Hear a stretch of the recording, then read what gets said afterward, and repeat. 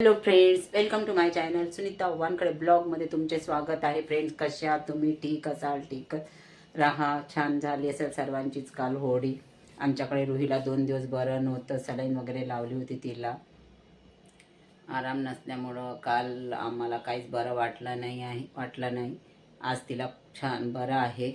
आज चांगले सकाळपासून खेळत पण आहे, जेवण वगैरे पण केलेलं आहे. घरातला जर एखादा व्यक्ती जरी बिमार असतं तर ठीक वाटत नाही. काल रुहीमुळं आम्हाला कोणालाच बरं वाटत नव्हतं, कारण ती झोपली होती काल आणि परवा. आत्ता स्वप्नील आणि प्रांजू दवाखान्यात गेला आहे, कारण प्रांजूला थोडं बरं नाही, हातपाय वगैरे सर्दी वगैरे काही झालेली आहे, त्यामुळं ती दवाखान्यात नेलं आहे तिला, प्रांजूला. कारण हा मोसमच तसा आहे, ऊन पण तापते, सकाळी सकाळी थंडी पण वाजते. त्या वातावरणामुळं बऱ्याचशे मुलं वगैरे बिमार आहेत. आता ताप, लॅट्रिन्स वगैरे सगळीकडे जास्तीत जास्त चालू आहे. दवाखान्यामध्ये पण भरपूरशा गर्द्या दिसतात. तुला काळजी घ्या स्वतःची, घरच्या परिवाराची, मुलांची, कारण हा वातावरणच तसं आहे.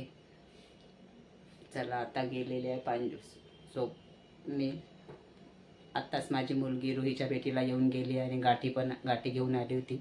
ती आली का चहा वगैरे काही घेत नाही, आली की 5-10 मिनटं बसते. भेटीला आहे ते रुहीच्या. आत्ताच गेले, 2 जण आले होते, गाठी घेऊन आली होती आणि रुहीच्या भेटीला पण आली होती. आता तर रुहीला बाहेर आणते, चक्कर मारून. खूप चिडचिड झालेली आहे ती घरातल्या घरात, कारण 2-3 दिवस तिला बरं नव्हतं म्हणून खूप चिडचिड झाली आहे. मी अजून दवाखान्यात गेली नाही आहे, जावं लागेल स्पेशलिस्टकडे. आता घशाच्या त्रासचं चालूच आहे, 2-3 दिवसांनी पाहावं लागेल सोमवारी.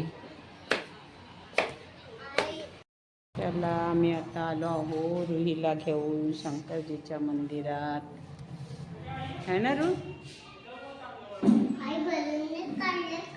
हां, छान सजावट केली होती महाशिवरात्रीच्या वेळेस. बाहेर आपल्या घराकडे जाऊ नये, गाड्या वगैरे येतात.